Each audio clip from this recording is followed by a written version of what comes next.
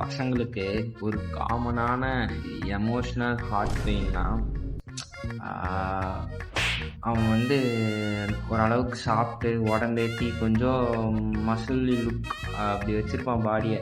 மைண்டில் அவன் அப்படியே அவனுக்கு ஃபிக்ஸ் பண்ணி வச்சுருப்பான், மற்றவங்களுக்கு பார்க்கறதுக்கு இருக்காங்களோ இல்லையோ.